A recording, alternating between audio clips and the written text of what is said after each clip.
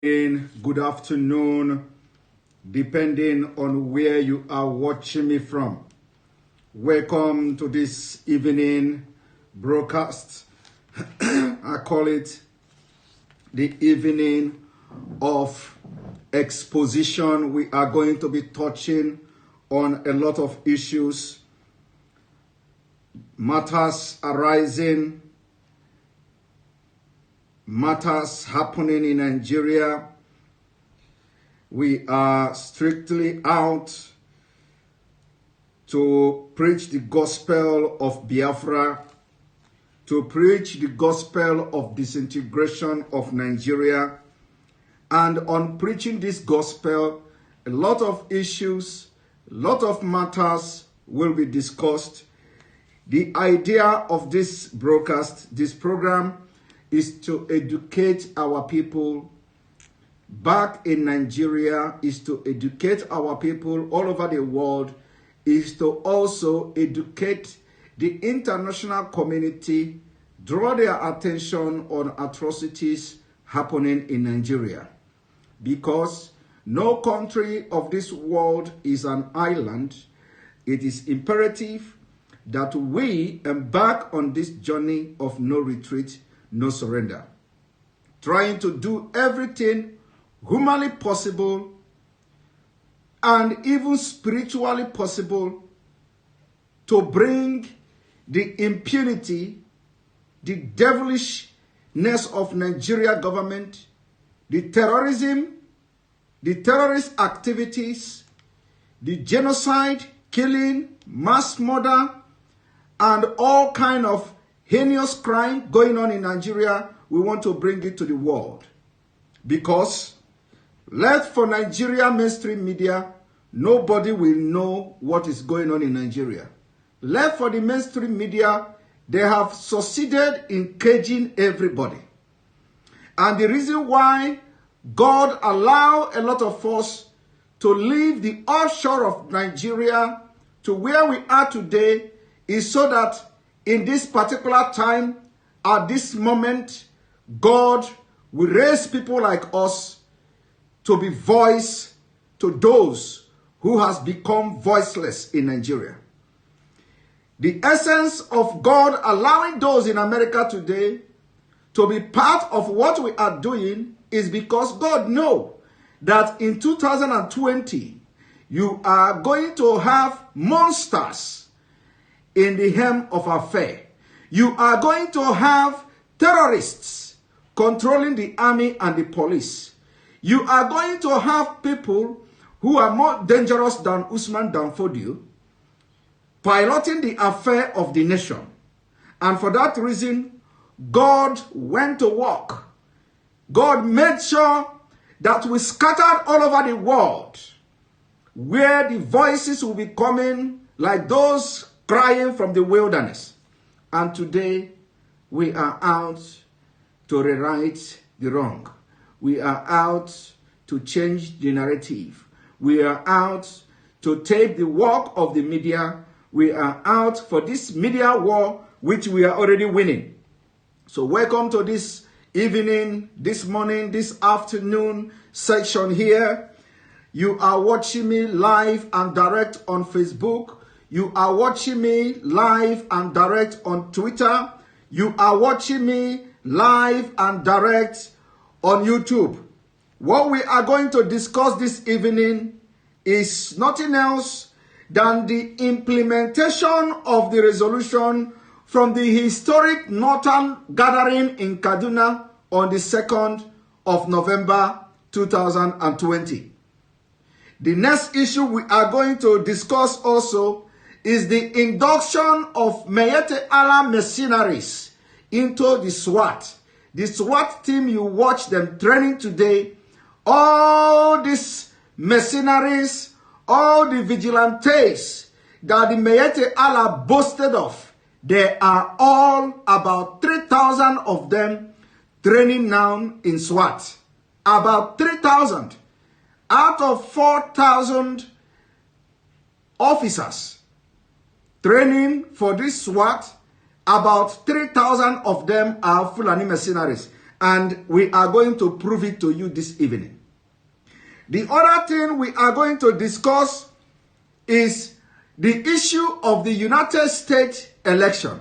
A lot of people do not understand when we are showing interest on the US election, it is all about vested interest. So, if you do not know what is playing, if you do not know what is going on in the United States, especially those of you in the US, I am going to tell you the meaning of mail-in ballot. In case you don't know, what is going on now, as far back as 6 months ago, Trump lamented about the mail-in ballot, that it was designed to rig the election.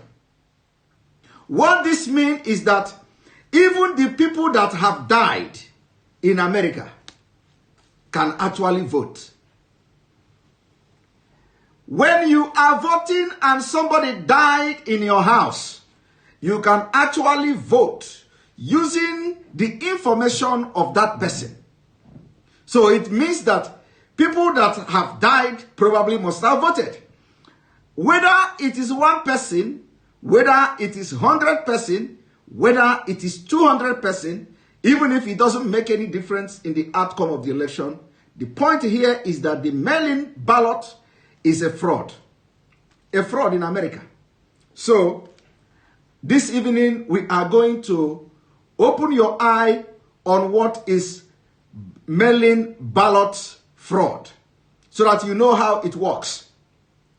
And on this note, I tell you, welcome again as we embark on this journey. Remember, it doesn't matter who wins United States of America election. No, it doesn't matter who wins, whether Trump or Biden. It doesn't matter. It doesn't matter. Now, I want to play this number so that after that, we start this journey. Welcome and listen as this song moves you. Biafra will emerge again from her agonizing all day. Biafra is coming to stay with peace, freedom, and dignity. Biafra is coming soon with joy. Let's wash out, our victory is sure. To the glory of the Father, our God, our Redeemer lives. Yes, He lives. To the glory of the Father, our God, our Redeemer lives. We give Him praise. Biafra will emerge again from her agonizing all day. Biafra is coming to stay with peace, freedom, and dignity. Biafra is coming soon with joy. Let's wash out, our victory is sure. To the glory of the Father, our God, our Redeemer lives. Yes, He lives.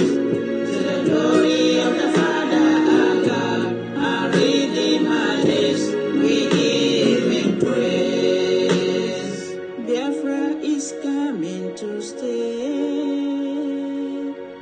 We shall gratefully celebrate.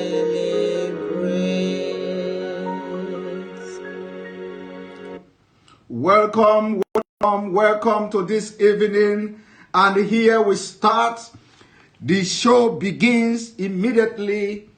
Now, as you welcome on to this program, I want you to share what I'm about to do now. As you are watching now, share this video because it is about to rain. The implementation of the Northern Nigeria resolution of 2nd of November 2020 has just started. And on this note, I want to present to you, I want you to watch and pay attention to this video. One moment. One moment. Remember, they gathered in Kaduna State. They called themselves the Northern Governors Forum. Instead of having the Northern Governors Forum meeting, it was rather a different thing. It was rather gang up of Northern leaders against the Southern Nigeria and against the Middle Belt. They ganged up, cooked up a lot of resolution without the consent of other Nigeria, without the consent of other region, making up the 6th geopolitical zone according to how they fraudulently created it. So this evening, you are about to watch, because when we claim something, we don't just say it. We claim it and we prove it to you. I said that they have started implementing the resolution they passed on the 2nd of November 2020 in Kaduna. And I have also posted to you where Afenifere, where Pandef, where Ohaneze, and the Middle Belt, they came to say, the North, you can no longer dictate for us again. As if that is not enough, this is the most active. Immediately they passed the resolution in Kaduna. This is the 3rd day. This is the 5th day of November. They are already implementing it. So on that note, watch this video.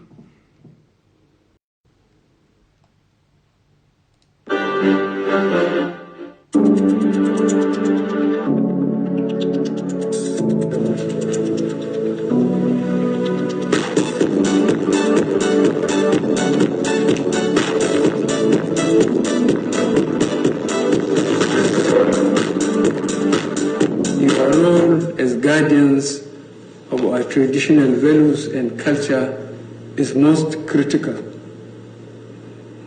Equally important is your neutrality, which you must not compromise, because this is what significantly confers on you your moral authority and legitimacy.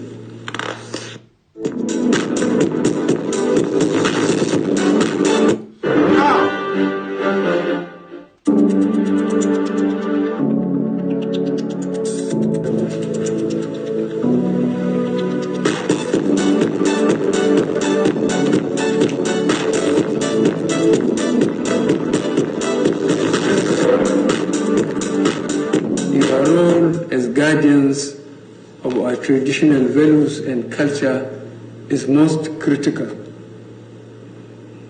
Equally important is your neutrality, which you must not compromise, because this is what significantly confers on you your moral authority and legitimacy.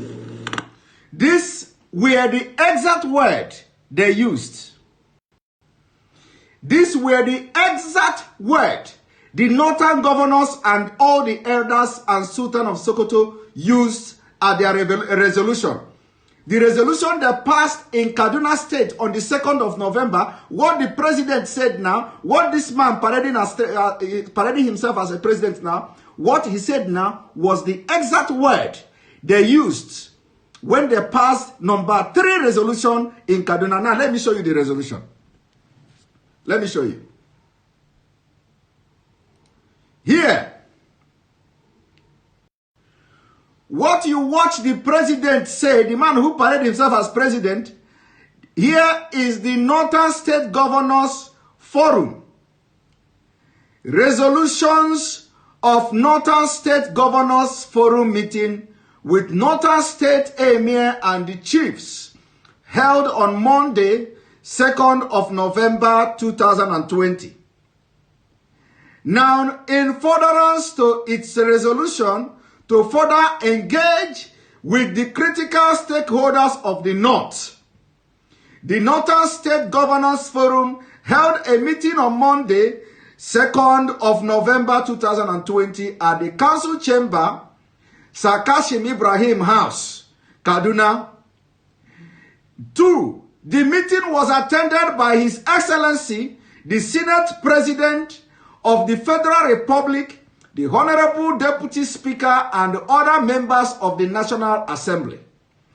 Chief of Staff to the President, the Minister of Federal Capital Territory, the Minister of Information and Culture, the Inspector General of Police, Principal Officer of the National Assembly, Chairman of the Northern State Traditional Ruler Council, led by His Eminence, the Sultan of Sokoto, amongst others. After extensive deliberations, the following resolution were arrived at. 3. Appreciate the role of the traditional rulers in containing the menace of EndSARS protest in the North. Collectively agreed that traditional rulers be given formal role in the governance architecture of the country. And today, they have implemented this number 3. Have you seen it? Have you seen it? They have implemented number 3 of this resolution. Have you seen it, one Nigeria people? Have you seen it? The Pandef and the Afenifere and Ohanese and the Middle Belt. Have you seen it? You said they can no longer dictate for you, and they are already, after 3 days. This is after the most effective resolution ever. After 3 days, the president invited them to Aso Rock. And I want you to listen to the president again in his own word. It is exactly the word they use in the resolution. The president is reading here. So the chief of staff to the president went back to Aso Rock and told him, this is what the resolution we passed. This is what the northern governors, this is not the northern leaders want you to do. And for this reason, invite all the traditional rulers immediately to Aso Rock, because Nigeria is about to break up. So they packaged the president, the man they parade as president, they packaged him and they summoned all the traditional rulers. And the only thing I want you to pay attention now is the word the president was reading to the people he invited. Now watch it again.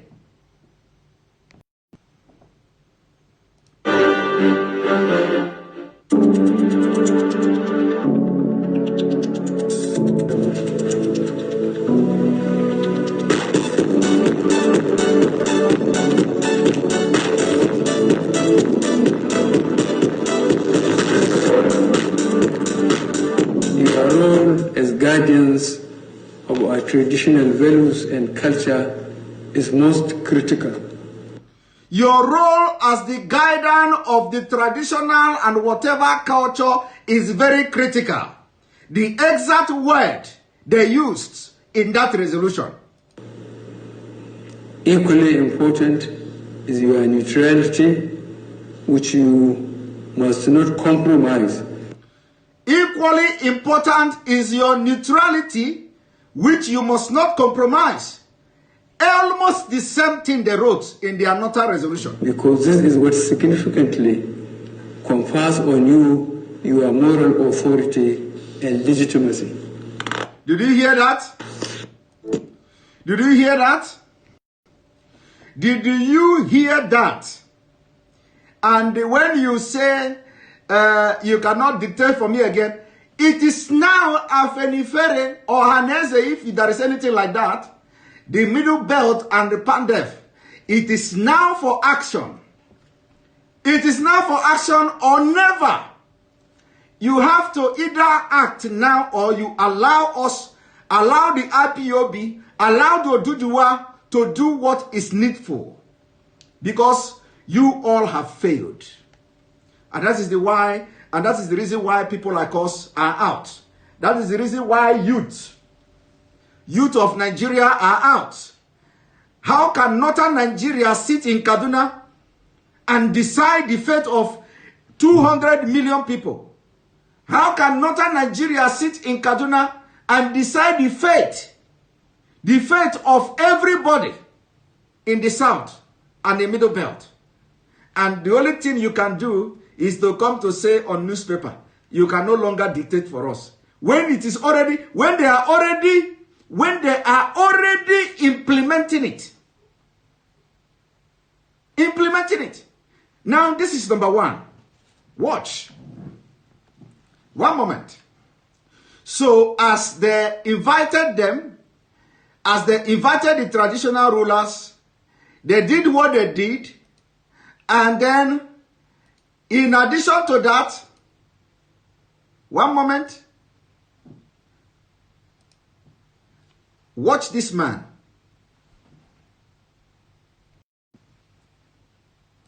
Are we serfs in this country? If you have respect for us. Lost in some of the things they said, or is it that the first point they made was so strong that made the other ones almost seem irrelevant? Even the other one is not only irrelevant, but also provoking. Oh. How can you go and sit down as a sectional group and say you are sectional committees and you are saying that nomination from Federal Executive Council? Are you only government of the North or government of Nigeria? It is a question. Are you government of the North or government of Nigeria? The question you are asking, they are already implementing that thing. You say it is a joke. No, the thing that is breaking my heart is that they are already implementing what my brother here is saying is a joke. Whether they are in Nigeria of the North, are they in Nigeria of the North or in Nigeria? You are already in Nigeria of the North. And that is why I said yesterday in my broadcast, the northernization of Nigeria we were shouting all this while have come to play. It is real. They are now ruling you from Kaduna. They gathered in Kaduna to make decisions that rule you in the South. That is the northernization. If you are expecting them to come and take over your governorship in Oduduwa land, in Biafra land, in Middle Belt, you are lying. You are deceiving yourself. This is the exact way they are going to rule you. If something decisive decisions are not made. And what is the decisive decision? Is to disintegrate Nigeria. Now everybody is shouting restructure. El-Rufai is shouting restructure. Restructure who? Do you think they will restructure Nigeria? They have not restructured it since 1967. They will continue to deceive you to buy time. As I'm talking to you now, not only that they have taken over the security architecture, no. As I'm talking to you now, 3,000 Meyete Allah vigilantes are training under SWAT. But I will come to that. Now listen.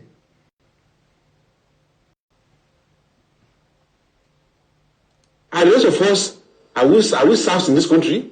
If you have respect for us, if you are treating us as fellow Nigerians, you know it's very easy to take out all the undue advantages, sit on the necks of others, and now we're going to say Nigeria is indivisible, indissoluble, in the rest. But the moment things are not going your way, you say, oh, Araba, let's divide it.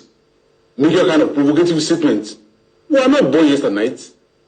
And I think also is for the president particularly. How you say you are president of United Nigeria? You allow your chief of staff, IG, all the top northerners in your government to go and sit on a Monday, on morning in a sectional meeting. Let me tell you this. I remember this thing that happened in 1999. We invited former President Obasanjo to a meeting at Afenifere in Surulere, in the house of late Panosonya. Obasanjo came to that meeting.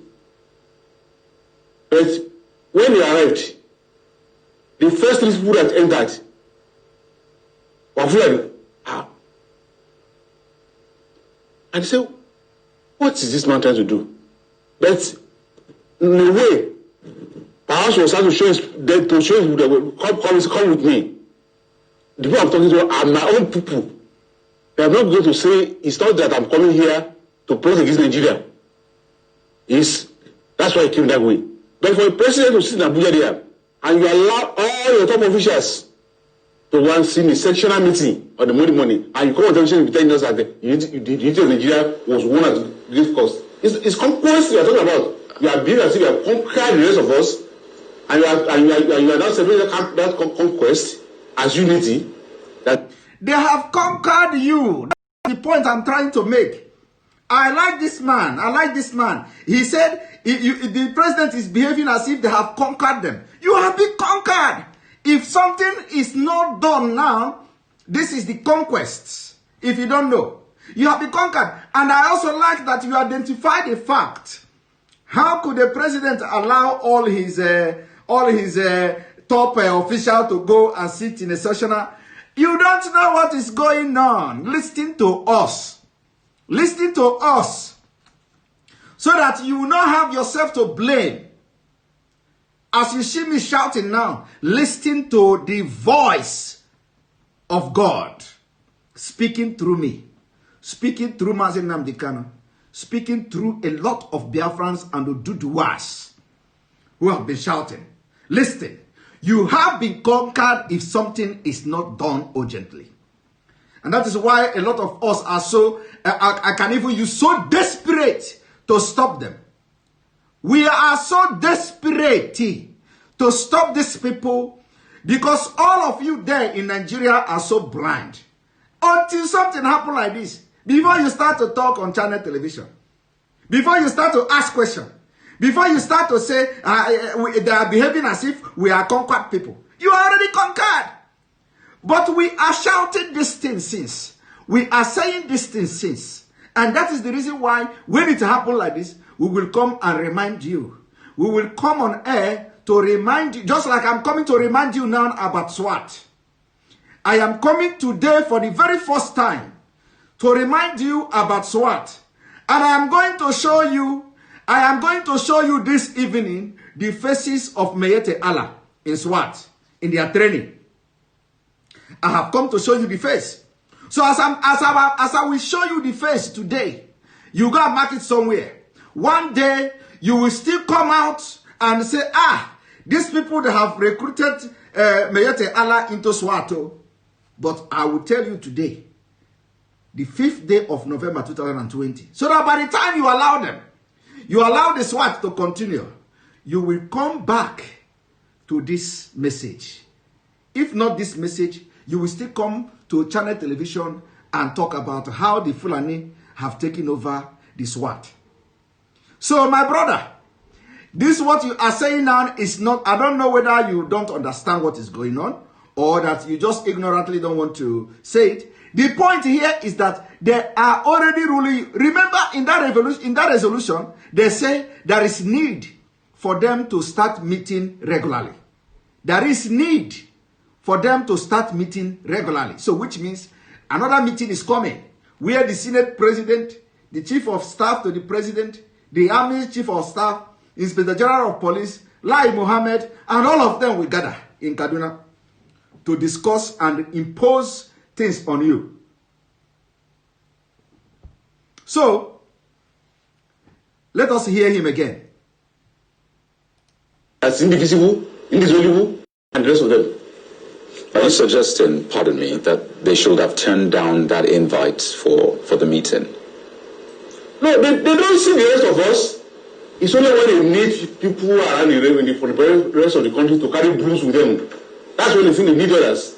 But once they think get power, it is our power they are dealing with. You can see that all that happened in NSAS, all they are concerned about that is a game change. What does that mean? They want to take our power. And that's the fundamental issue in this country. Why we have insisted. Right.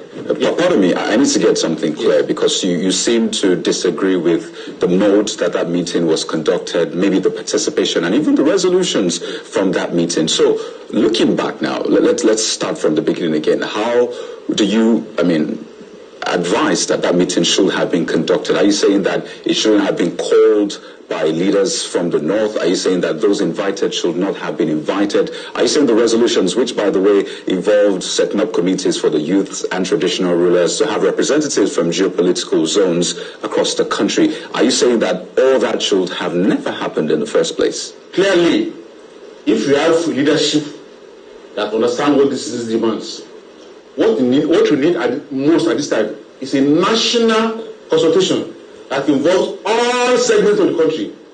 What will not happen now? If those of us in the south and middle belt, you also tell them to call our own meeting, call our governors, invite our representatives, who are in federal government to our own meeting. What are you having? Well, then it means that we are returning to the protectorate. And is for those who are shouting it most. You know, we have said it for 5 years that this government is behaving as if they are now a conquest agenda.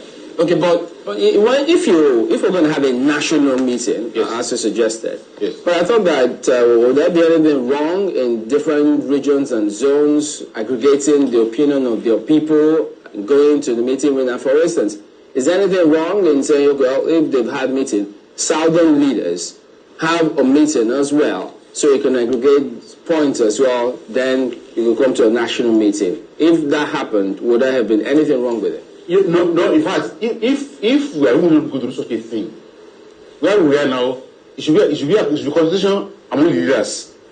Okay, we are in blocks.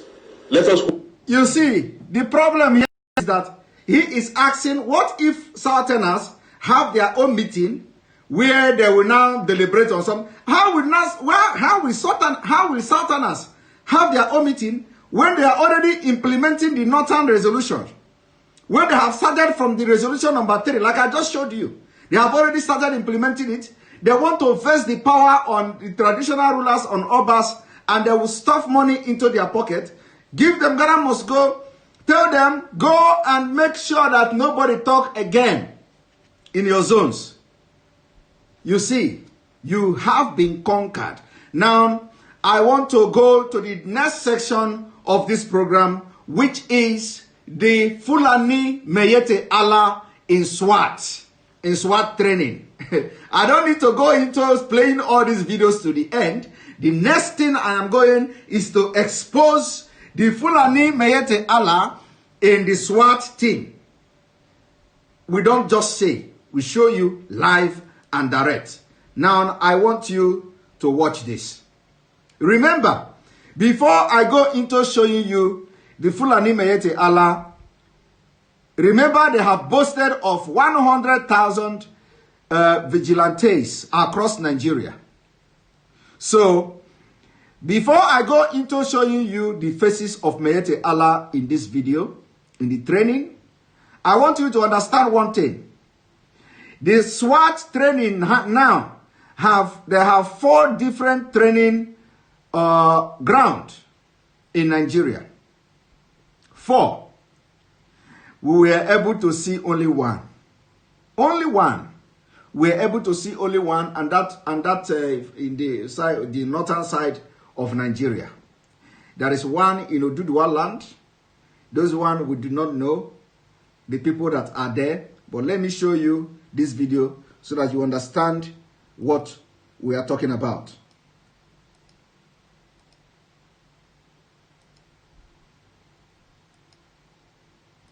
One moment. Like I said, I will not go into playing a lot of videos, so it is going to be straight to the point. People who have 3 eyes to come and see what is happening here, so that they will say, yes, Mr. President is committed to what he said, and we should give him time to implement, to find him time to listen to us, and for all the wonderful things that you have been doing from the time you came into this school to date. Please, anybody that comments something, please just allow them to comment whatever they want to comment. If we have to, block them, we are going to block them at the end of the day. Don't allow them to distract you. Just watch so that when you are telling somebody this story I am telling you this evening, you will know exactly what to tell the person. You know, the reason you are here is not to argue with anybody who is stupid. You just be here so that when you are going to make arguments with anybody, you know exactly what you are making. Now I want you to watch.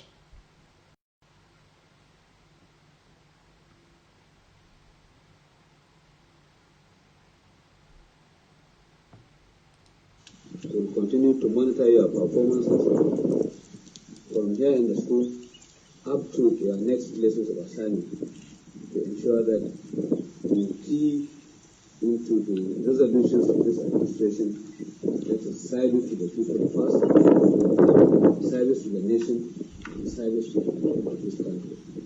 And thank you most sincerely.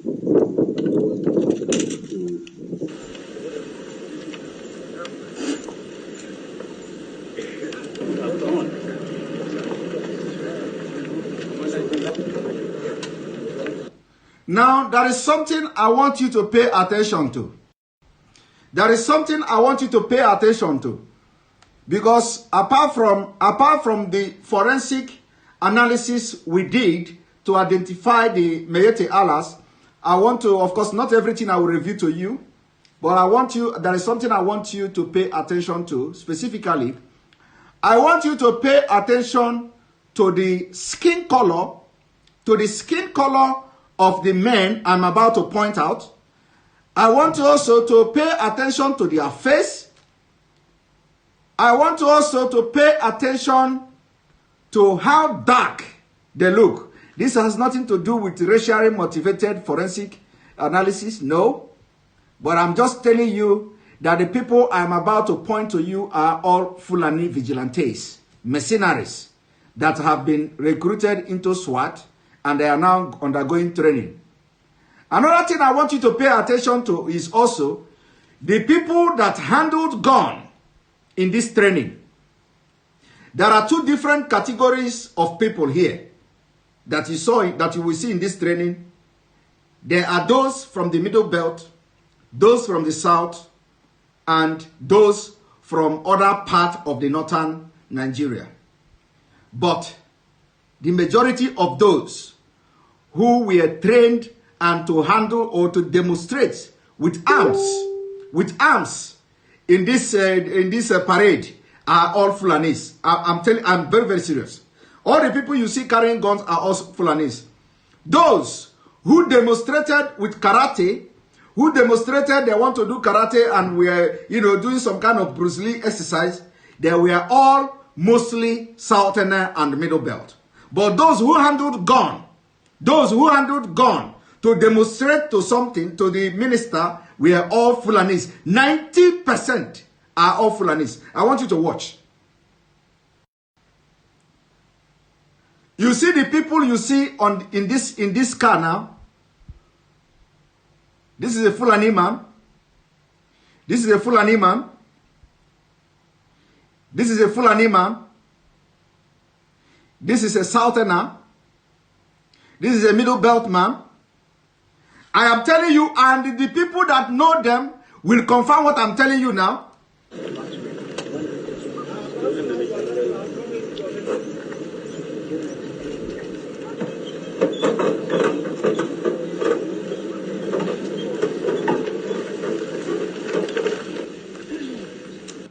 All the people you see that were displaying this with guns are all Fulanis and the Northerners. No Southerner, except one person, were allowed to demonstrate this with gun. And I wonder why.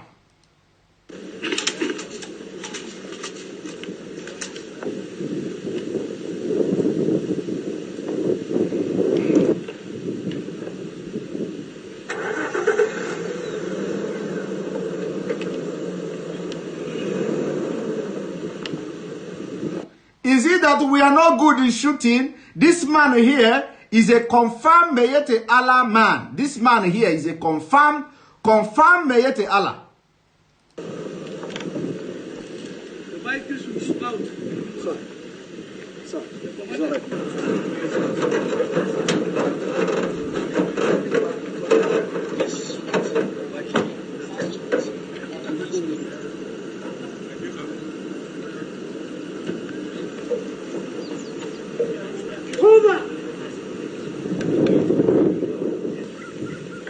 Now, here now you have mostly Southerners. I want you to pay attention. You see, when I'm doing this, pay attention. Pay attention so that when you go and start telling people, you know what you are talking. You know what you are talking about. The people you see here now doing this karate, most of them are all Southerners and Middle Belt. The people you see here, including this woman, including this lady here, all the people you see here are all Southerners and the Middle Belt. Now, are you telling me that these people don't know how to shoot gun? Are you telling me that these people don't know how to shoot gun? Now, let us continue. Red. Yo.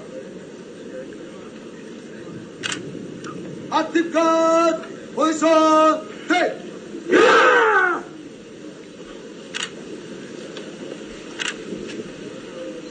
One. Three. Yeah. Four. Yeah. Five. Yeah. One. Yeah. Now, like I said, I want you to pay attention to the skin. I want you to pay attention to their skin. I want you to pay attention to their skin. I want you to pay attention to their face. You know, this is one of the things I will tell you. I will not tell you into how, you know, because all the people that are in this video, they are all human beings. The people that are in this video, they know themselves. So the people that are watching me, who know them, who have brothers or sisters in this world, they will testify to what I'm talking about. Now, I want you to watch. 2, 3, 4,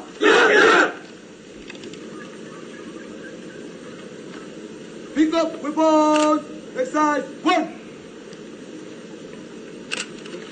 go, recover,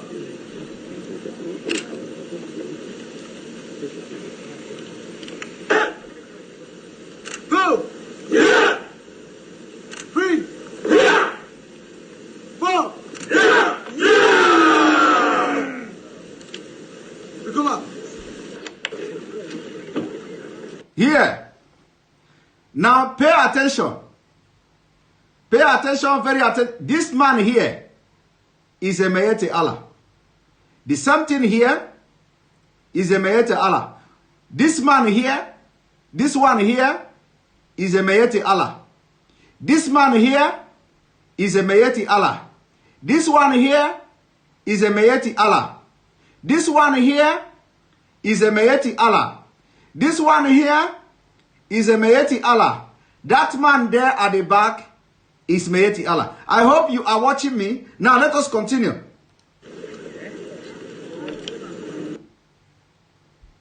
This is them.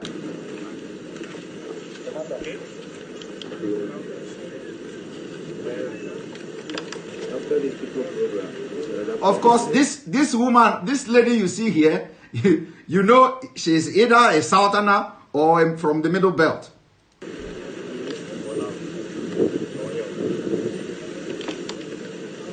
Now here is a Mayete Allah mercenary. This man here is Mayete Allah. This man here is Mayete Allah. This man here is Mayete Allah. This one here now at the back here is Mayete Allah.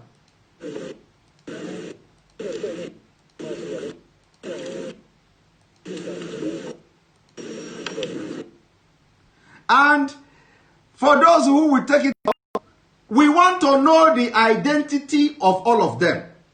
We want to know, Nigeria should demand the identity and the record of all the people that are training for SWAT. They are about 4,000 in number.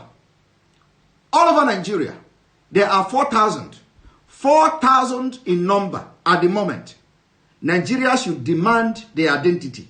Nigeria should demand the information. Nigeria should demand who they are. Nigeria should demand to know who their security personnel are. Nigeria should demand and the answer to these questions. Who are they?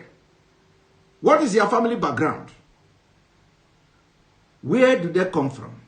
We want to see their villages. We want to see who is their father. We want to see who is their mother. We want to see the school they went to. We want to know the primary school they went to. We want to see the secondary school they attended. We want to know where they did business before they grow up to 40, up to 30 something, up to 50. We want to know, this is a security issue. We want to know where they live in the last 5 years. That is how it is done in the developed world. You cannot just wake up and say you want to join security. We want to know where they lived in the last 5 years. We want to know what they did in the last 5 years. We want to know what kind of work they did before now. We want to know the school they went to, primary school. We want to know their secondary school. We want to know what they did after secondary school. We want to know especially the last 5 years of their life. Where were they? We want to know what they were.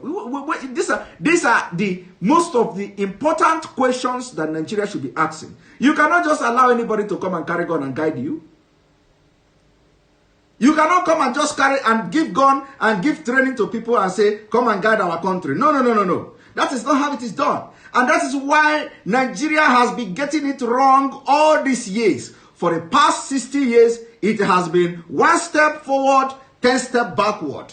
2 steps forward, 20 steps backward. 3 steps forward, 30 steps backward. We want to know who they are. Let me make it very clear. Nigeria should start asking questions. Nigeria should start asking questions. Somebody say background check. Exactly. But you know, when you say background check, they don't understand it. They are like the Justice Bello, who is the Supreme Court judge, or who is the judge of the High Court of Abuja, and he went to ICC. He cannot answer ordinary question on jurisprudence. He don't know what is ICC. He don't know what is International Criminal Court. He don't know how the court formation is. These are the things you teach people who are reading law even in their first year.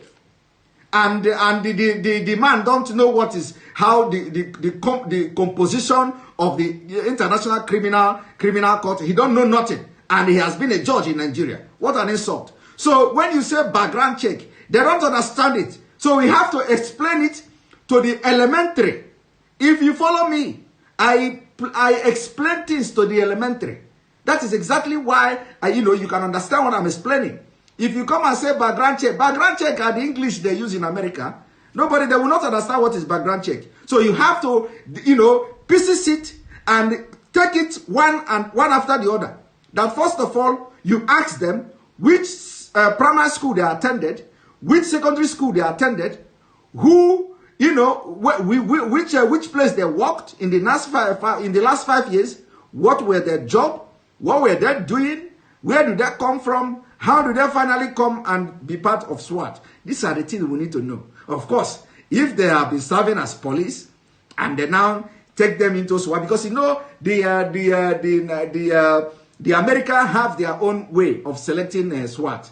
America, you have to serve you have to have been to war, you have to have, served in so many different security units before they can now, you can now join the SEAL, because it is a special force. So we don't know the criteria they use, whether they are using the police that they have recruited 5 years ago, or the police they have recruited 10 years ago, or the police they have recruited just now. We don't know. We know that they have recruited 400,000. Is it 400,000 policemen or 400 policemen? They recruited the other time. The other time they recruited about, I don't know how many thousand policemen they recruited. We want to know whether these people they newly recruited into police are the people that they are now training for SWAT. These are the questions that everybody should be asking. We want to know. We want to know if there are former policemen or if they are still serving as policemen and now they apply to be taken as SWAT. We want to know when did Nigeria recruit them to Nigeria and to join Nigeria police. We want to know from where. We want to know their background. We want to know a lot of things. Because we have knowledge that there were recruitment into Nigeria police just a few months ago. These are the things and the questions Nigeria should know. But of course, we know as fraudulent country as Nigeria, anything goes. They can manipulate it. They can bring any figure. They can bring anything, because that is the plan they have for many decades. So let us watch.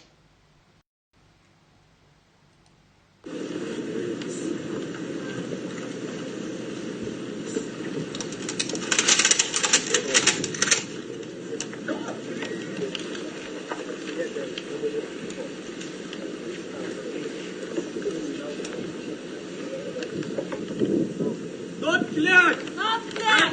Come on.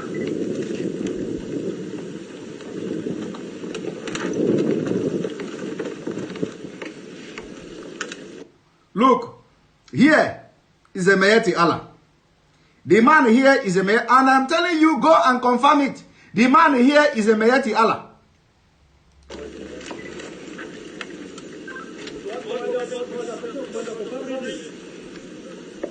You are not aware.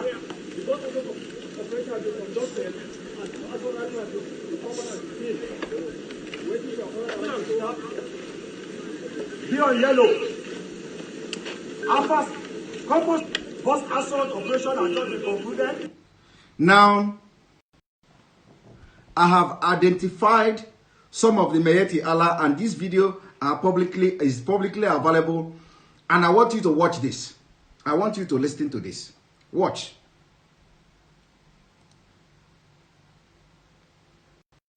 Now pay attention. Nationwide protest. But how far are the plans for this new initiative and the agitations of Nigerians? Let's speak with the Minister of Police Affairs, Mohammed Dingyadi, who joins us from our Abuja studio.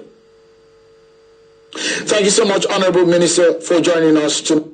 Look at him. Honorable Minister of Police Affairs. Complete Fulani man. Complete Janjaweed. Look at him.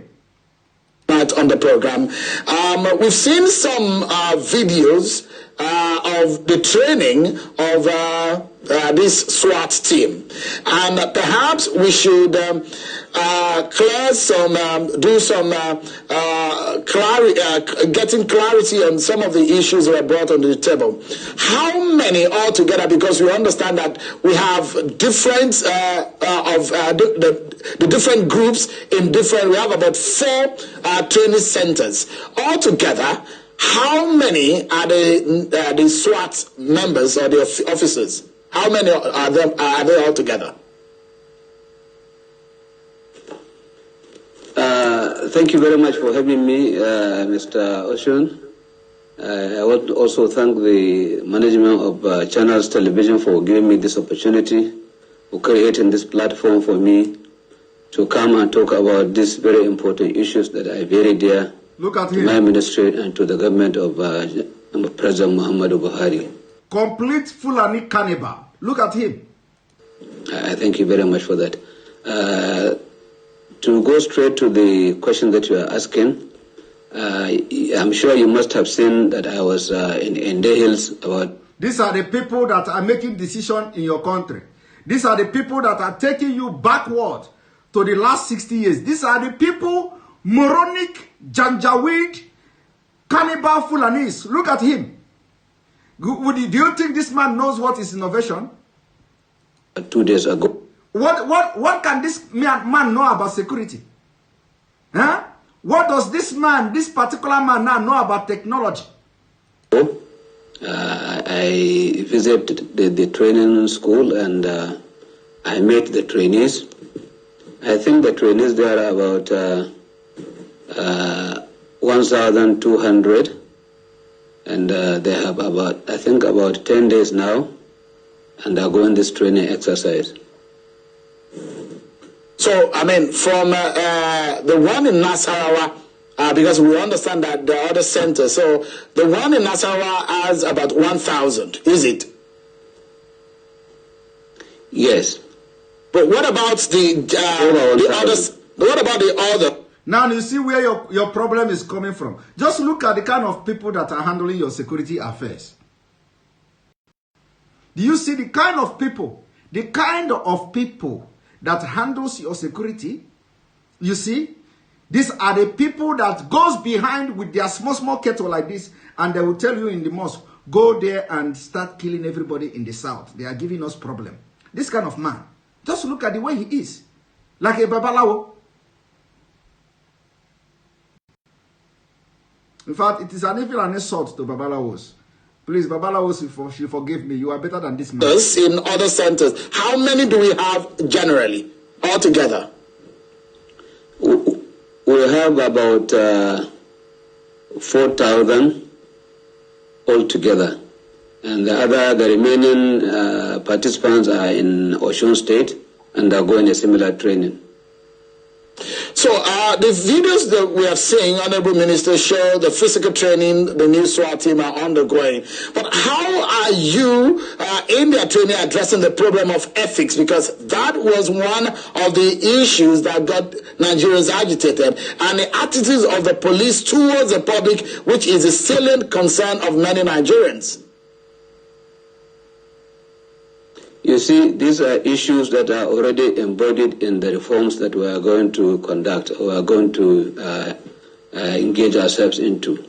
The issue that actually brought about this end-SARS protests are issues of overdoing the activities of the SARS unit that were disbanded. Like you also said, they have to do with ethics. They also have to do with the orientation and the behavior of the officers who are in charge in these activities. So what we are trying to do now is, in the course of the training, we are trying to teach the SWAT trainees the need to ensure that they appreciate the fact that they are there out to protect Nigerians, and we expect them to be good ambassadors of the police family wherever they are, and we expect them also to show a very high sense of decorum, to show a lot of humility, to appreciate the fact that they are there to protect the people they are working for. I think this is very important, and we have always said it, and we have asked our instructors to continue to educate and remind these trainees that these are the jobs that should be on top of the gear when they find themselves in the places they are going to be posted. So, Honorable Minister, please tell us the speed at which the NSAS was disbanded, and a few days later, we saw that the Inspector General had announced that there is another tactical team, and they are going to be going on the training. Is the syllabus of their training, is it all already in the training manual of the Nigerian Police Training School, or this is a new training, the syllabus altogether? Because if it's a new tactical team, that means that it's a new orientation generally. Grammarly does more. Sorry about that ad. Honestly, when you look at this kind of things, you will not have any other thing to say than to weep. You know, look at the kind of people that are, you know, in the helm of affair in Nigeria. Look at this man. What did this man know about the modern technology, you know, in security system and all that? What can this kind of man know? But of course, the northernization is real. The Fulanization is real. So they want everybody, all the sectors of the economy controlled by Fulanis. You see? All the section of the economy controlled by Fulanis. And this is why it is this sad. Now I want to show you something. You see, you need to see, one moment, please. You need to know what, let me show you what SWAT look like.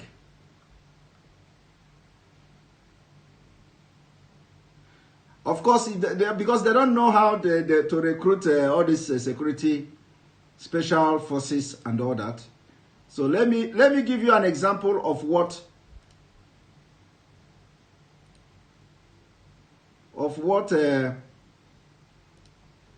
one moment.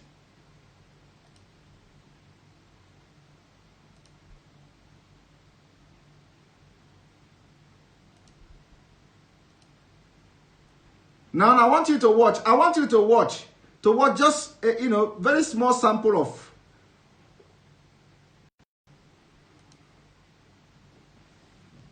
To establish a new unit that will replace SARS.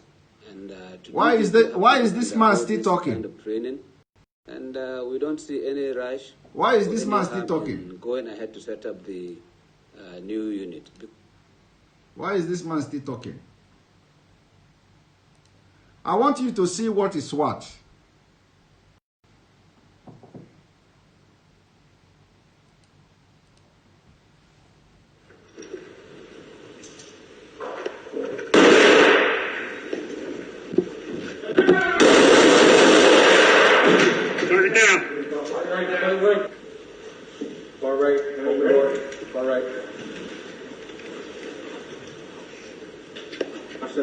I got you.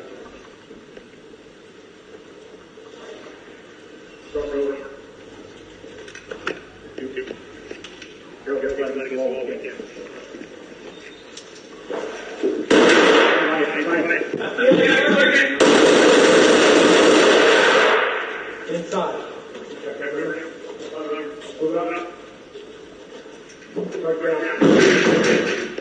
Subject.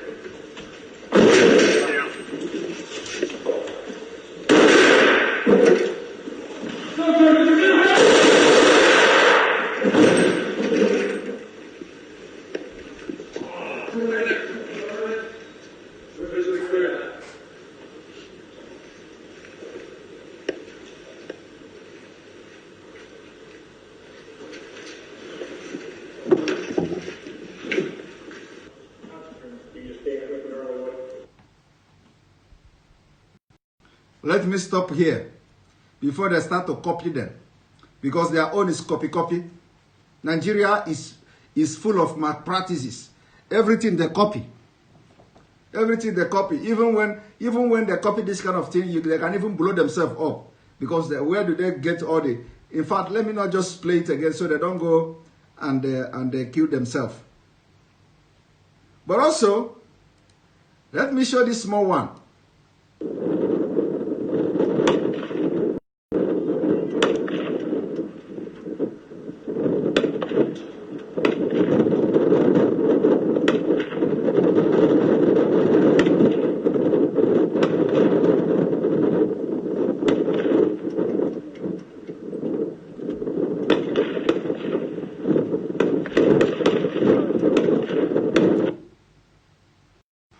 Just a glimpse of what SWAT is all about. You see what they were doing there? You see what they were doing there? The version of Nigeria SWAT. Look at them. Cost people. 2 assault rifles recovered. I have confirmed and to withdraw my men over.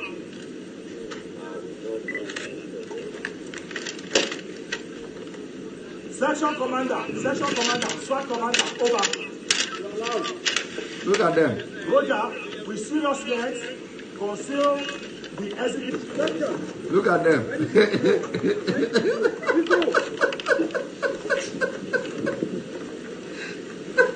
Oh my God. Come on.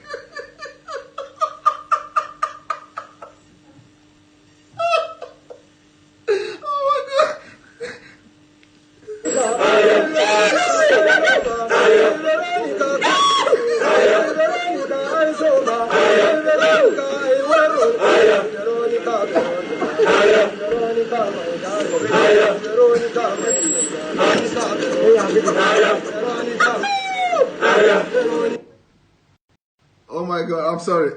This break me up. Sorry, this break me up. This break me up.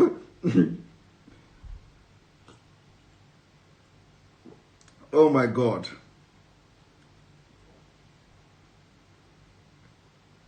I'm sorry.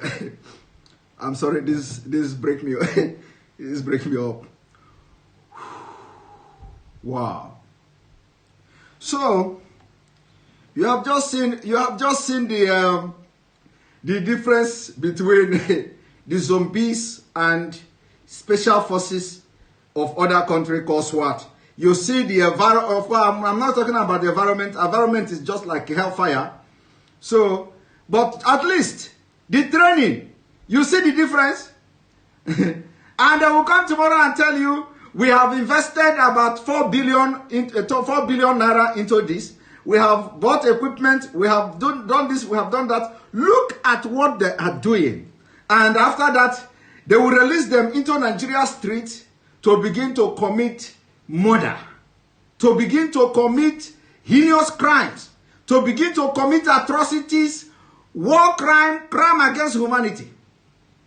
Look at the kind of training they give them. And you wonder why you are the shithole. Because honestly, you are a shithole is even an insult to shithole, because you are more than that.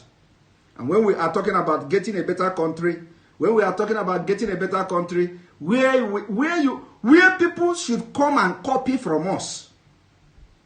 You know, people should come and copy from us. Countries should come and emulate from us. That is the kind of country we are looking for. Not this kind of Janjaweed control country. Huh? Now, and this is not all. You see, all of a sudden, let me go to the next issue. All of a sudden, Nigeria Senate are complaining of medical bill. Do you know what they did? Medical bill. I want to tell you one thing. You see this thing you see here is the biggest propaganda. The second biggest propaganda in Nigeria. The second biggest propaganda. Senate to the State House official. Buhari must not stop from Buhari must be stopped from embarking on foreign medical trip. Do you know what? Do you know this is? Don't be deceived. Buhari, this man they call Buhari, may not travel to London again. He may not travel to anywhere again because time is running out. He is afraid. He is afraid of being captured. He is afraid of being exposed. He is afraid that the world is now waking up to know whether he is real Buhari or not. So what they did was to go through the back door for somebody to raise this motion at the National Assembly. So that, they say, and do you know what they say? They say, the rising cost of Buhari medical treatment, medical traveling is alarming. And I ask you, when last did the man called Buhari went abroad for medical checkup? That's in 2020. In November 2020, the National Assembly wake up to say the medical bill of Buhari is alarming. So for that reason, they want them to equip the State House so that Buhari will not travel again. I am asking you, Nigerians, when last did you hear say Buhari went to London for medical checkup? I am asking you, when last did you hear say Buhari went for medical checkup in London? At least, I am asking you. Now, I want you to read. Here, the Senate to State House official. Buhari must stop from embarking on foreign medical trips. Now, listen. The Senate President, the Nigeria Senate on Thursday issued a warning to State House officials, insisting that going forward, the President Muhammadu Buhari must be stopped from seeking medical attention overseas.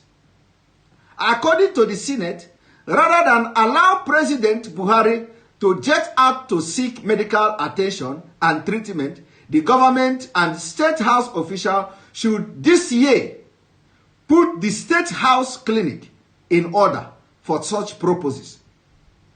The warning was given by the senator Danjuma La, People of Democratic Party, PDP, Kaduna South, led Senate Committee on Federal Character and Intergovernmental Affairs when the State House Permanent Secretary Tijani Umar appeared before the panel to defend his 2021 budget estimate. So, in the estimate, does it mean that the 2021 budget, they already budgeted for medical trip in foreign land? Does it mean that the budget of 2021 presented by the presidency, they already budgeted for foreign medical treatment of Buhari? Now they are maliciously discussing it so that they will stop the man from traveling abroad, because they know the world are waking up. They know the international community they are beginning to buy into this whether it is propaganda or not of Buhari is dead. So they have to do something, and it must not be APC senator. No. Somebody have to volunteer from the PDP so that it will look as if it is opposition. Do you understand? So it must be somebody from Kaduna who is El-Rufai brother also. Somebody who is El-Rufai, or who they will perceive to be opposition. They will say, raise this motion at the floor, so that we will deliberate on it and equip the State House hospital so that this man will not go out of the country again. Do you see the game there? Do you see the game there? The hospital that they budgeted how many billions, and Abba Kaere squandered the money. Now they are saying, equip the hospital again so that the man you call Buhari will not travel out of the country. And I ask you again, for the very second time or the third time, when did the man you call Buhari, travel to London for medical checkup? Somebody that went to London to do surgery or whatever they claim he did, if he's not dead, he came back to Nigeria according to them. And I am asking you, somebody of his age went to London to do, for those of you who believe he's alive, somebody went to London at his age to do surgery. He did surgery in the brain, in the heart, and all of that. He came back after how many years? He never went again for medical checkup. Medical checkups should be followed at least every 3 months. Every 3 months. Every other 3 months, the person should go for medical checkup. Every other ordinary appendix. Ordinary appendix, you will go for checkup. Not to talk of you have, according to them, a brain, or you have heart, or you have a very serious health issues that made you to spend months in the hospital. So after that surgery, the man at his age, pay attention to the age. He cannot go for medical checkup. He did not, at no particular point in time were there any emergency that, oh, this man is in an emergency situation, we have to fly him to London. No. Immediately this man came back to Nigeria. That was the end. He never went for medical checkup. He never went for anything, at least not that we know. So all of a sudden, in 2020, towards the end of 2020, what these people did now is to come and start deliberating on the expense that the increasing expenses in Buhari medical checkup. I now ask Nigerians, when did your president, the person you call president, travel last? When last did he travel to London to do checkup? And when you come, you say, mind your Biafra, mind your Biafra. You are putting your people in trouble. I don't know whether what I'm saying now is the one that made Fulanis to kill hundreds and hundreds of people in Kaduna State. I don't know whether what I'm saying now is the reason why they have killed people in Benue State. I don't know whether what I'm saying now is the reason why they have raised villages in Plateau State. I don't know whether what I'm saying now is the reason why they are ambushing Nigerian military in the northeast and the northwest. I don't know whether what I'm saying now was the reason why they killed Afenifere daughter. I don't know the reason. whether what I'm saying now was the reason why they occupy Yoruba forest. I do not know whether what I'm saying now is the reason, or was the reason of killing people in Edo State. I don't know whether what I'm saying now was the reason why they are raping our women, killing our children, butchering them, and telling you to leave your land. I don't know how this awareness we are creating, trying to liberate our people, is the reason why the Fulanis, the terrorists are killing people, opening fire to kill NSAS protesters who are unarmed. My brother, when we open mouth to talk, instead of you to think what we are talking about, to think and meditate on what we are saying, you don't want to think about it. You just jump. Mind your business. You are in comfort zone. You are commenting. I am asking you now. Look at them now. They are saying your president cannot travel again for medical checkup. They are saying that he must stay in Nigeria. He must not be allowed to travel again. They are saying that equip the state house hospital so that he will be receiving treatment there. And I tell you, it is again the second scam of the century. They are about to unleash on you. They are about to play the last card because this thing is going out of hand. So what they want to do now is not let him travel again. They want to say, oh, we have equipped the state house. He has to be receiving treatment there. The medical at a checkup is too expensive for him. Now I want you to watch. The state, they went further in its presentation. The State House official gave a budget of 19.7 billion for 2021, out of which 1.3 billion was proposed for the State House clinic. Are you hearing it again? Did you hear it? Are you hearing it? After they proposed billion for last year for the State House clinic, again for 2021, they have budgeted 1.3 billion. For the clinic that Abba Kaire pocketed the money. Every blessed year, they budget billion for the clinic of president. And he never used it. During COVID-19, not even a Panadol. Not even a Panadol. Not even a Panadol was found in the State House clinic. Not to talk of ventilator. They had to fly Abba Kaire to Lagos. To his fatherland in Lagos. To get this ventilator or whatever it is called.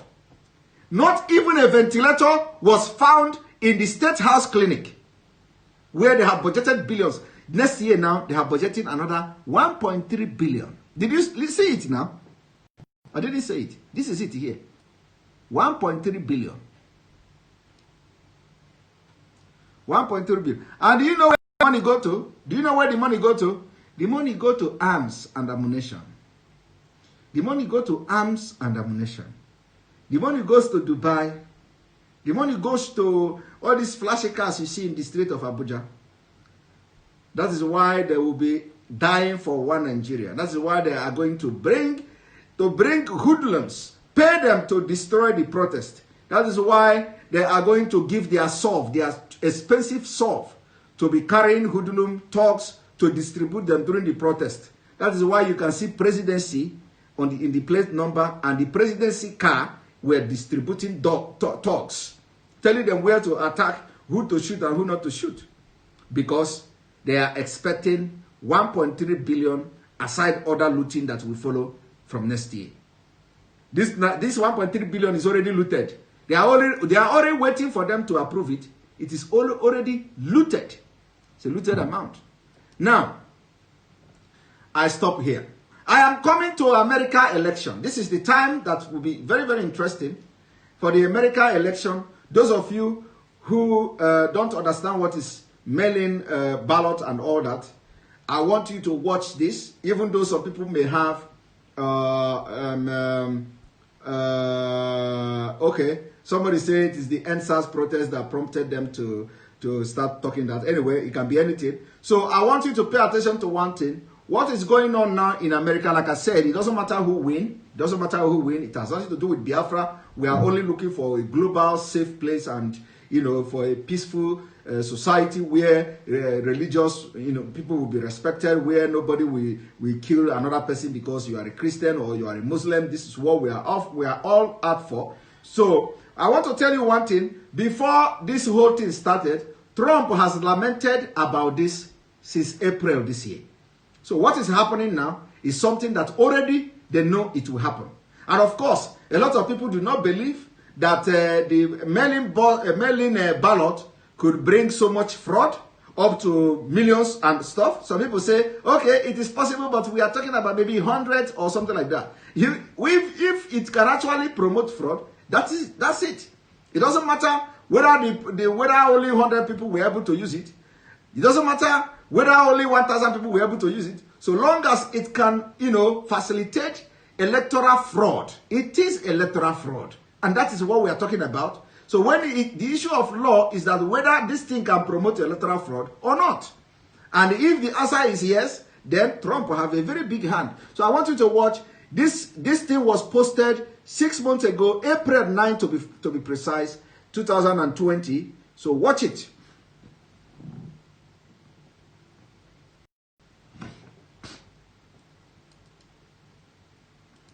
Voters in Wisconsin risked their lives this week to vote in the state's primary, raising questions about expanding mail-in ballots. But President Trump says voting by mail leads to fraud. They have to be very careful because what you are watching now was in April this year. In April 2020. So it is not a recent video. This is Trump in April. I don't know whether you're listening to me. See my face. The video I am playing now is President Trump in April 2020. April 9 to be precise. Watch.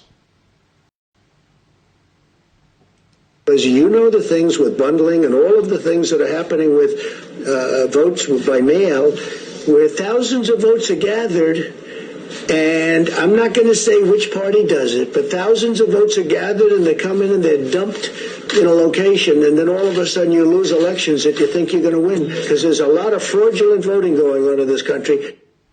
But is that actually true? Who better to ask than our friend and fact checker, NBC News political reporter Jane Tim? Jane, I feel like I haven't seen you in so long. It is so wonderful to have you here. I think last time we were probably still chatting impeachment. It's been so long.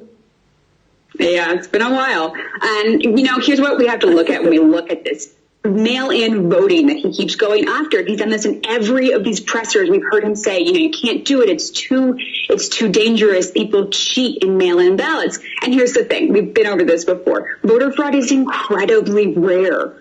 And absentee voter fraud, here's like the little grain of truth that he's getting at. Absentee voter fraud is one of the more common, if not the most common kinds of voter fraud. But we're talking numbers of frauds in the hundreds compared to billions of votes that are being cast. So it's really a small number. And the president is sort of alleging that there's any kind of... Now, did you hear that? Did you hear that?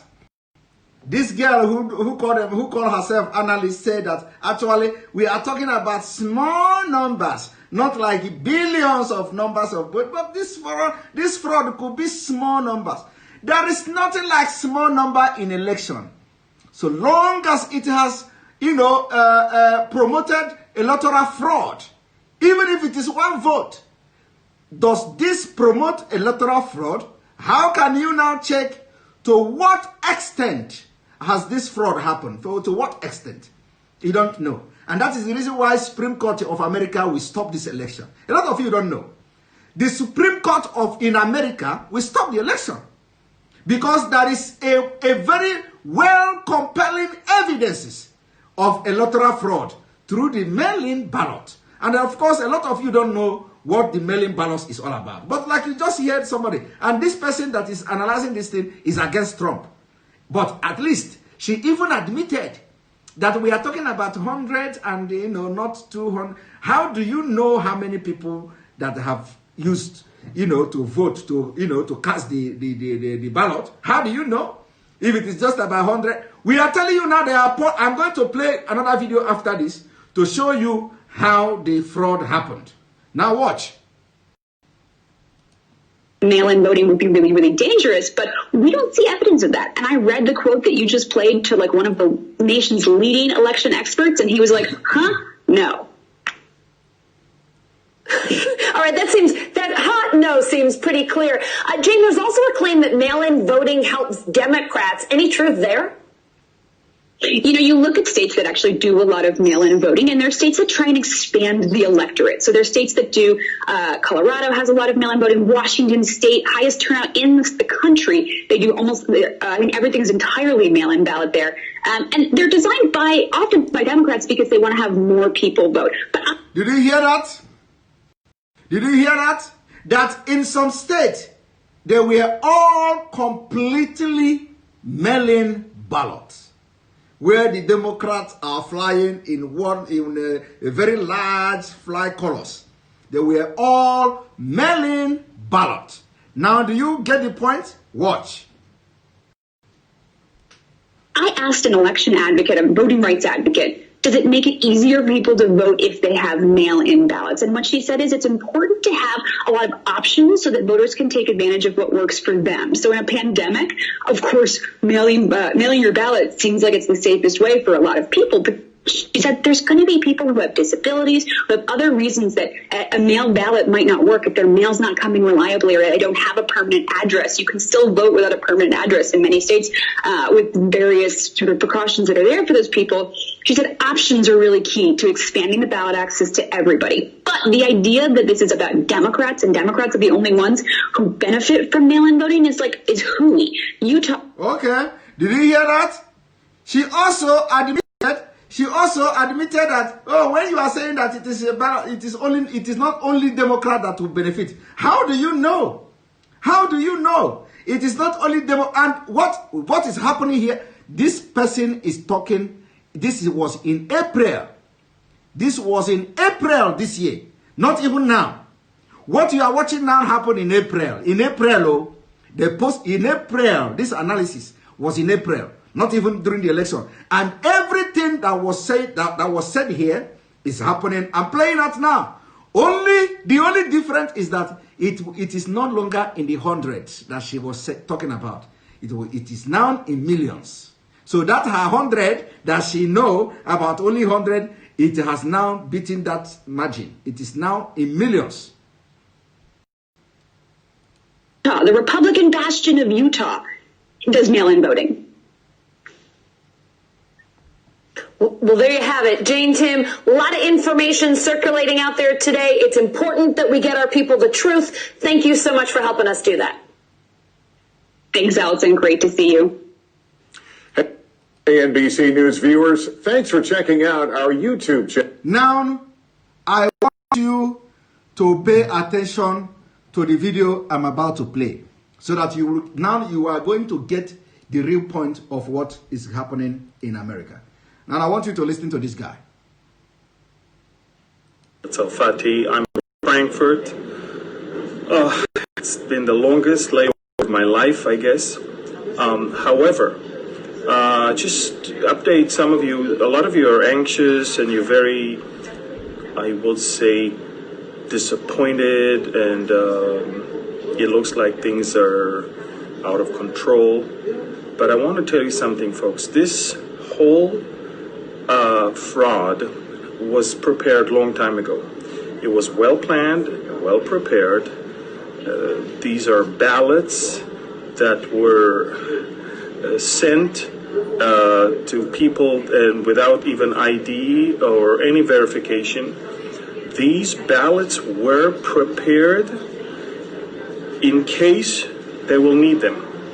And the minute they saw the unprecedented numbers of President Trump in all the different places in those battleground states, immediately. If you manage it. Sorry. One moment.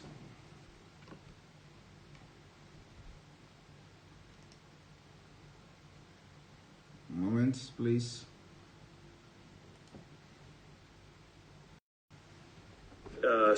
Scammed was executed from probably 5 hours ago, the order was given to start pouring ballots wherever it is required. By the way, just so you know, the Supreme Court already ruled that mail-in ballots should be kept separately, untouched, until they decide what to do with them. Of course, they could care less about it. And look, these are ballots that came after the polls were already closed. The elections was over, and yet they poured them by the hundreds of thousands, and look, all of them were prepared just for Biden. Not even a single one was for Trump. It's just like adding gasoline to your car to make sure it runs. And so they poured everywhere they could ballots with Biden on them, and miraculously, the numbers went up. And the numbers were up in a way that I think they were not that smart, because they were 100% Biden, so it was clearly a scam. This thing is going to be taken to SCOTUS. I believe that Trump has a great chance to win here, because it is already illegal according to other former ruling of SCOTUS. However, listen, if you ever wondered why the Democrats were pushing so hard for mail-in ballots, now you know. It was a well-planned, well-orchestrated. They were shocked at how well President Trump did. They were beyond shocked. And the minute they realized that they are about to lose, the order was given to start using those piles of ballots that were ready. And that's it. That's exactly what happened. A scam, a fraud, and a well-planned stunt. And look, you know, they say that it's not over until the fat lady sings. I know it's not politically correct to say, but that's the term. I haven't heard the fat lady singing yet. In other words, it's not over yet. Look, and for you Christians all around the world, you must be so disappointed. Let me tell you something. We are not going to be judged or not going to be asked as for if we voted. Now, I want you to pay attention. I want you to pay attention to words coming from this man from this moment. Christians all over the world. Did you hear that? Christians all over the world. Did you hear that? Can you see now the reason why all of us are shouting? This man from Germany is now advising you. Christians all over the world. Do you know what that means? You don't know. That word is very deep. Christians all over the world. Very deep word.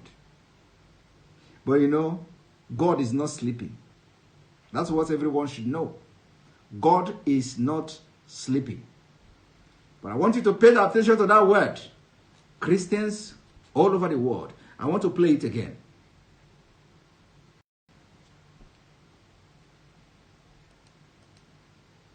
Be so disappointed. Let me tell you something. We are not going to be, for you Christians all around the world, you must be so disappointed. Let me tell you something. We are not going to be judged or not going to be asked as for if we voted for the candidate that won. We're going to be asked if we voted for the candidate that reflected biblical platform. We're going to be asked about what we did to stop the killing of the unborn, what we did to stop the confusion of sexual identity and all of that. So we, by praying and interceding. Hi, I'm Dr. Amy Killen. One moment.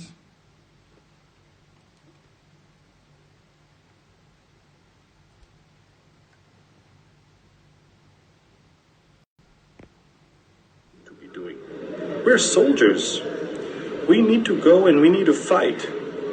And the outcome will be set later on. We don't know the outcome yet. But don't think that you ever wasted your time praying, interceding, campaigning. No. Because when I show up in heaven and I'm going to be asked right there at the Bema seat, what is it that I did to fight those ungodly policies? I know what I'm going to say. So I'm not valued by whether my candidate won or not. I think I'm going to be asked what was my opinion on what did I do to stop all of this evil. So listen, it's not over yet.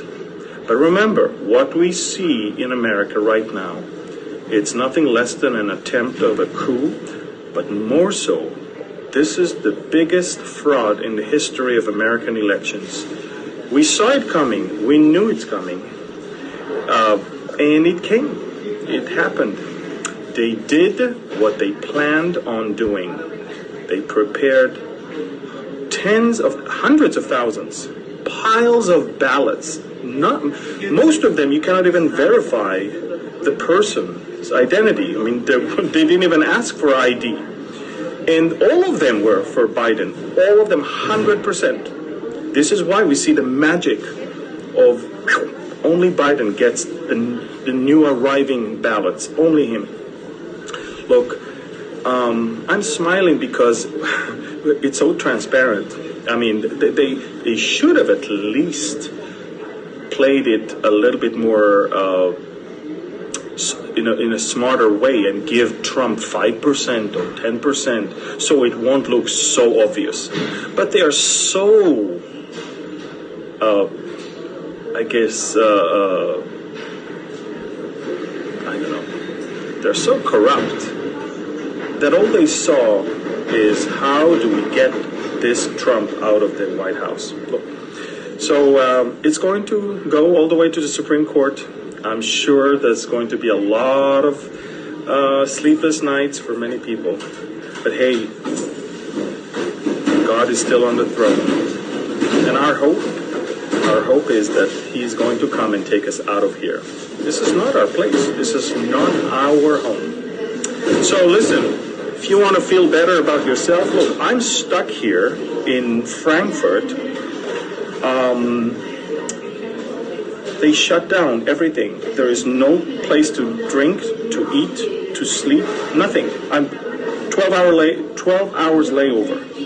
Nothing. Why? COVID. Now, believe it or not, the only lounges that are open are the smoking lounge. So I'm thinking about promoting health. They don't want me to sleep. They don't want me to eat. They don't want me to... Yeah, that is it. You've just listened to that brother there from the Frankfurt. So if you don't know what is mail-in ballots, at least you have idea what it's all about. And like you have seen, Trump has complained about it since April this year.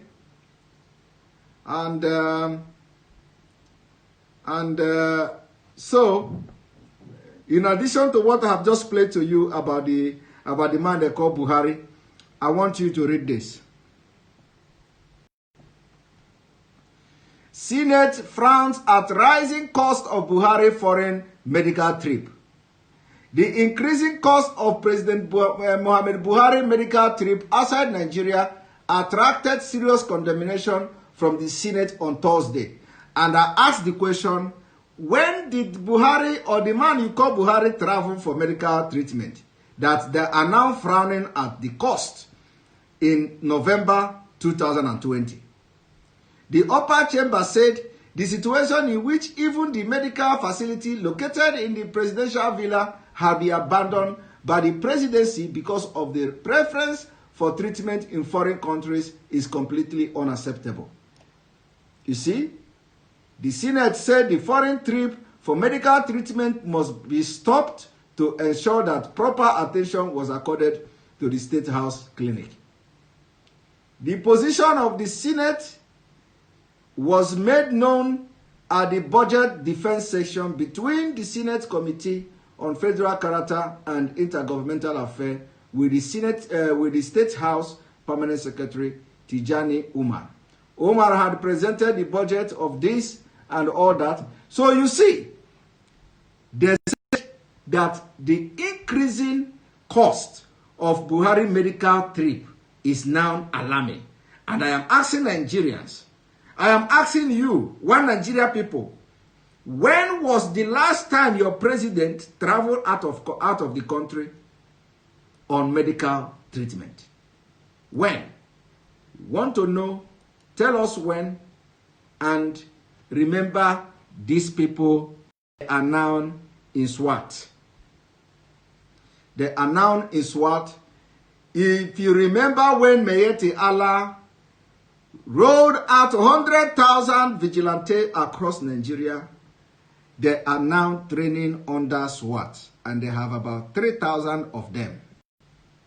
So we are demanding that they should give us the background of the people that are training now under SWAT, where they come from and all that. And on this note, I believe you must have learned one or two things this evening. Wait again to see you tomorrow. Remember, Biafra, Nigeria disintegration is all that will solve these problems. And again, we still hope that Trump will put capability where capability is. Like I said, it does not matter, especially concerning Biafra. Whoever wins the president of the United States has nothing to do with Biafra. Thank you very much for being part of this program this evening. See you again tomorrow. Share the video and let those who don't know what you have learned today to also learn and know, so that we'll continue to win souls. By the time this year run out, before this year run out, we will see the level we are with the Nigeria disintegration. Those of you, again, very special announcement, those of you who have applied to schools in Europe, those of you who are still wanting to apply for schools, the school has extended the admission. I didn't announce this on time.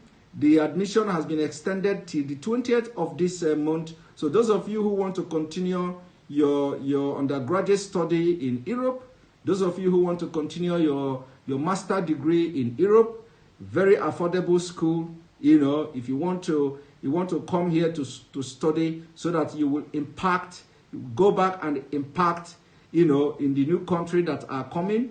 You can contact me also after this program. If you know those who, remember, this school you must be financially stable. If you are not financially stable, please do not contact us, because we don't want anybody that will be talking story at the end of the day. If you are not financially stable, you wait until when there is time for those who are looking for scholarship. Even the scholarship need you to be financially stable. You don't. If you get scholarship, you need money to be living. You need your living expenses, your house rent, and all that.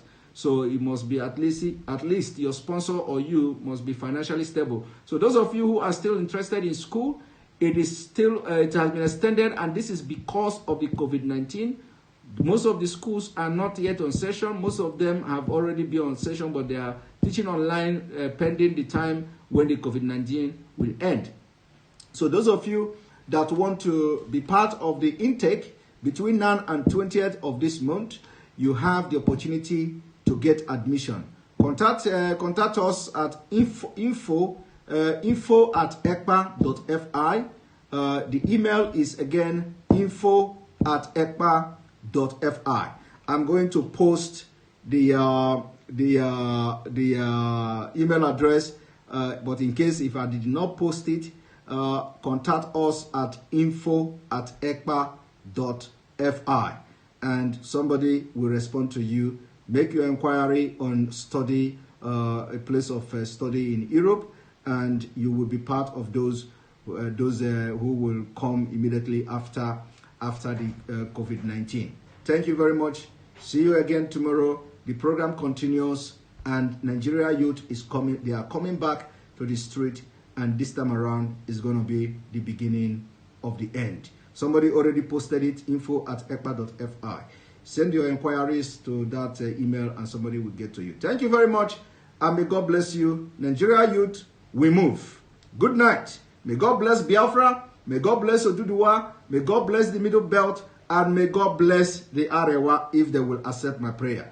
Good night. See you tomorrow. We move.